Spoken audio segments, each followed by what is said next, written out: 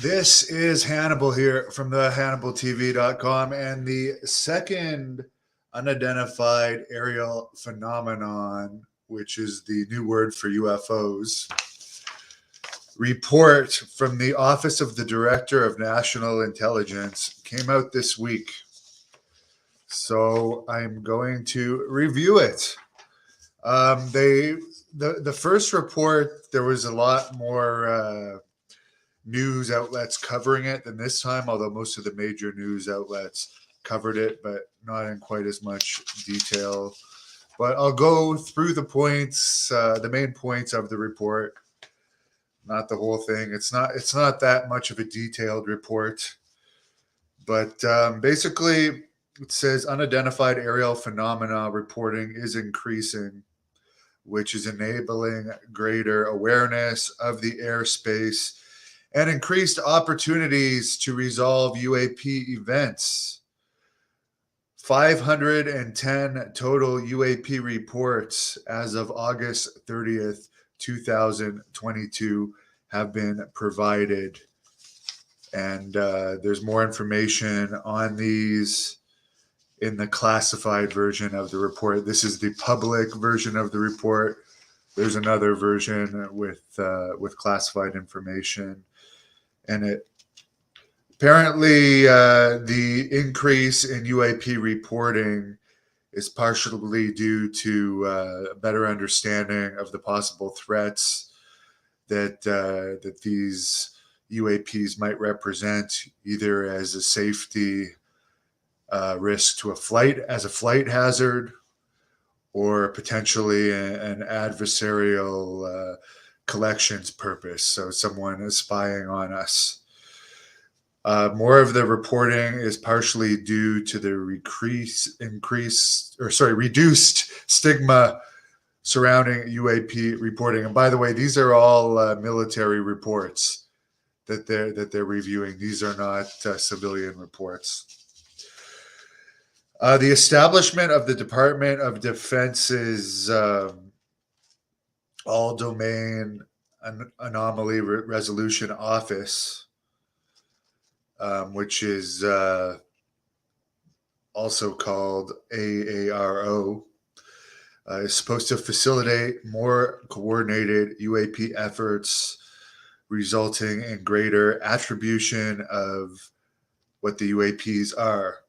While limited data on UAPs continues to be a challenge, this AARO group, with its broad scope of authorities and responsibilities, is now actually replacing the UAP task force, which was the former government agency that looked into these issues. And they feel that this new agency will allow for increased coordination of efforts against the problem these UAPs are causing.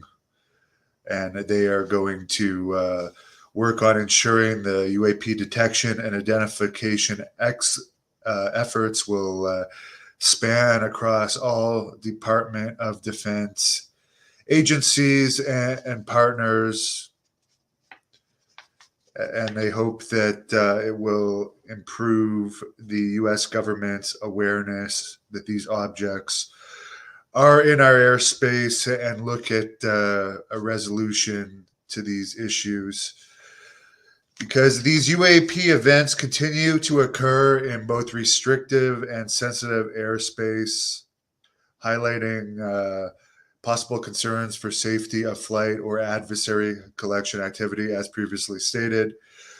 They continue to assess that this may result from a collection bias due to the number of active aircraft and sensors, combined with focus attention and guidance to report abnormalities. So basically they're saying that more of these reports might not be due to more of these incidents occurring, but a greater effort to collect information on them and better sensors to help with the collection of this stuff.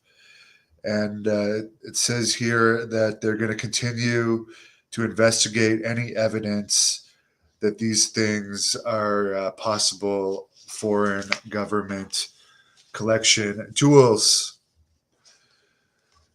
They then go into talk about multiple factors affect the observation and detection of UAPs they found in their research, such as weather, illumination, atmospheric effects, and the accurate interpretation of sensor data.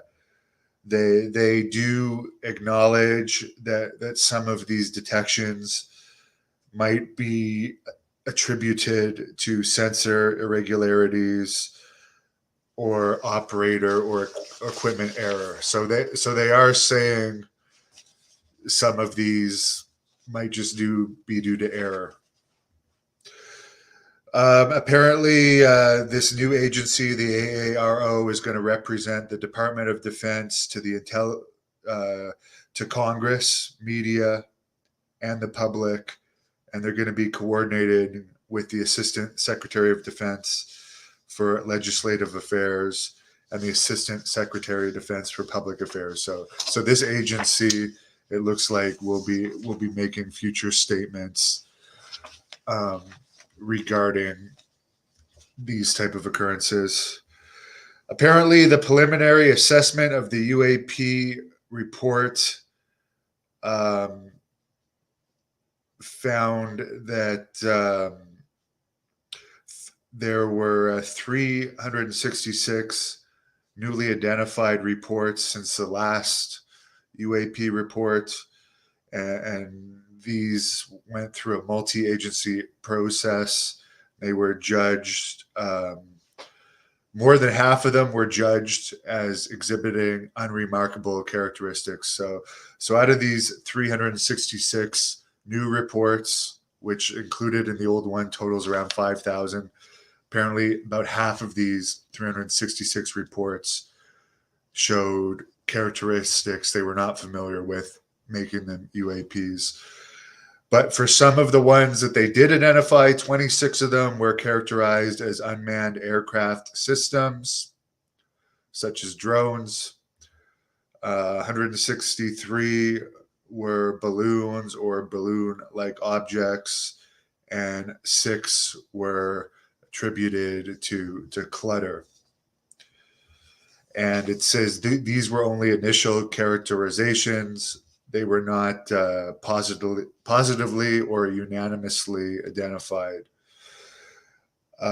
They only gave these initial characterizations to the ones that they felt they could identify, so they could efficiently leverage resources against the 171 UAP reports that they identified as having unremarkable characteristics.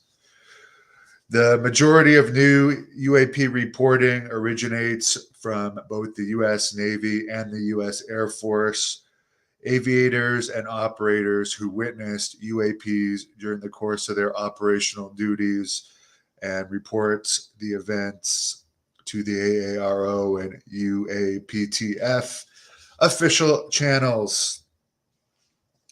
They are committed to responsibly sharing the findings with their interagency partners, such as the FAA as well as NASA. Regarding the concerns that the government has with flight safety, they feel that UAPs pose a safety of flight and collision hazard to air assets, potentially requiring aircraft operators to adjust flight patterns in response to their unauthorized presence in our airspace, operating outside of air traffic control standards and instruction. To date, there have been no reported collisions between U.S. aircraft and UAPs. Regarding health concerns, there have also been no encounters with UAPs confirmed to contribute directly to adverse health-related effects to the observers.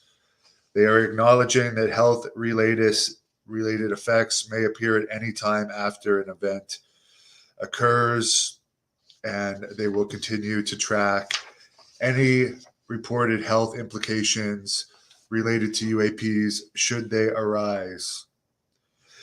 The main summary of what they're concerned about is flight safety hazards and collection from foreign adversaries, which could also include unknown adversaries, from what I understand. In an effort to gain fidelity in the nature of UAPs and the possible risks UAPs represent, Congress required establishment of a central office for all UAP matters. So now they have this office that is going to collect all the information from all the agencies. They are confident that this continued multi-agency cooperative UAP prosecution activities will likely result in greater awareness of objects in and across the air, space, and maritime domains, as well as the nature and origin of UAPs in the future. And of course, when they're talking about maritime domains, most of these objects can also go underwater. And one of the reasons why the Navy is reporting a lot of these is a lot of these are witnessed out over the oceans in secluded areas where Navy pilots are doing tests. Apparently, the UAP reports, some of the requirements that these reports to Congress are going to have to include are all unidentified aerial phenomena events that happen in a 1-year period. They're going to have to submit these reports every year. They're going to have to include an analysis of data and intelligence received through each report. They're going to have to analyze data of these phenomenon collected through geospace intelligence, signals intelligence, human intelligence, and measurements and signature intelligence. The number of reported unidentified aerial phenomenon over restricted airspace in the U.S. over each 1-year period, an analysis of the incidents, identification of potential threats caused by the UAPs, an assessment of any activity that can be attributed to any adversarial foreign governments, an identification of any incidents or patterns regarding UAPs that indicate a foreign government may have achieved a breakthrough in aerospace capability, an update on the coordination by the U.S. with its allies in efforts to track and address these phenomenon, an update on efforts on the ability to capture or exploit discovered unidentified aerial phenomenon, assessments of any health-related effects that these UAPs cause, the number of reported incidents and descriptions of UAP related to nuclear military assets, including nuclear weapons and nuclear-powered ships and submarines. As we've seen many reports that these things are particularly interested in that type of thing, which is one of the more scary things about it. In consultation with the administrator for nuclear security, the number of reported incidents and description thereof of unidentified aerial phenomenon associated with facilities or assets associated with the production, transportation, or storage of nuclear weapons or components thereof. In consultation with the chairman of Nuclear Regulatory Commission, the number of reported incidents and descriptions thereof of unidentified aerial phenomena or drones of unknown origins associated with nuclear power generating stations, nuclear fuel storage sites, or other sites or facilities regulated by nuclear regulatory commissions. See, the whole mention of all this nuclear stuff gives a lot of credibility to some of these reports of UFOs over nuclear silos to me. And a lot of military personnel have spoken on the record about that type of things. And finally, the reports are going to have to include the names of the line organizations that have been designated to perform the specific functions for which each organization has been assigned primary responsibility. So that's what the reports are going to have to concern, and they want these terms used in the report. So this is how they identify the various types of UFO or UFO incidents. This is fairly interesting. A range fowler is defined by U.S. Navy aviators based on observations of UAPs as UAPs that interrupt pre-planned training or other military activity in military operating areas or restricted spaces. So that's a range fowler, anything that basically screws up military activity or training, which the Tic Tac, I believe, for instance, that famous one was captured during a military training operation. Transmedium objects or devices are objects or devices that are observed to transition between space and the atmosphere or between the atmosphere and bodies of water that are not immediately identifiable. So they can operate in air, in space, and underwater. Unidentified aerial phenomena. They are defining it as airborne objects not immediately identifiable. The acronym UAP represents the broadest category of airborne objects reviewed for analysis. A UAP event is a holistic description of an occurrence during which a pilot or aircrew witness or detect a UAP. A UAP incident is a specific part of a UAP event. And finally, as we just went through more details of what a UAP report might include, they are defining a UAP report as documentation of a UAP event to include verified chains of custody of basic information such as time, date, location, and description of the UAP reports, including range fowler reports and other reporting. So that's the basic of this year's, which came out this year, but it is really last year's UAP report to Congress. So there you go. Grandma Daisy Piper's coming soon. Someone making a joke, UFOs are more reliable than Southwest Airlines. Sunwing Airlines here in Canada have been pretty bad lately too, from what I've seen in the news. Jay-Z believes in UFO. Well, the government says they exist. This is a government UFO report, which is all about trying to figure out what they are. Some of them they have figured out, but about half they haven't. And some of them display characteristics that they're not familiar with the technologies of. So either some foreign adversary is spying on us with superior technology, or it's something else altogether. What would Earth's defense be if an alien invasion were to occur? I don't know, but there's got to be something. There's got to be some theoretical defense.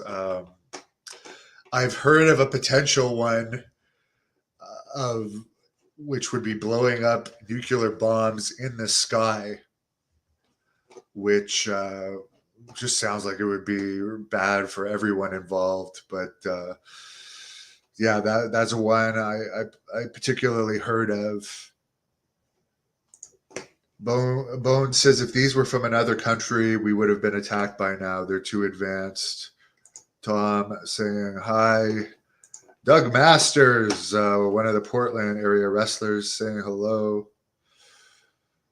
John, maybe they are going to save us from our trigger happy selves. I don't know. All I know is that from my research, these things have been around a long time, pretty much forever. There's been reports of them.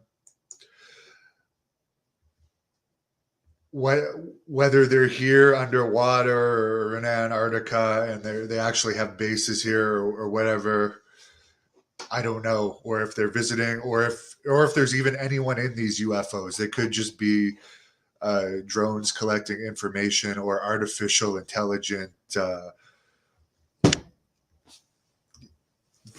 I guess I don't know if you would call it robots or whatever inside the UFOs. I really don't know.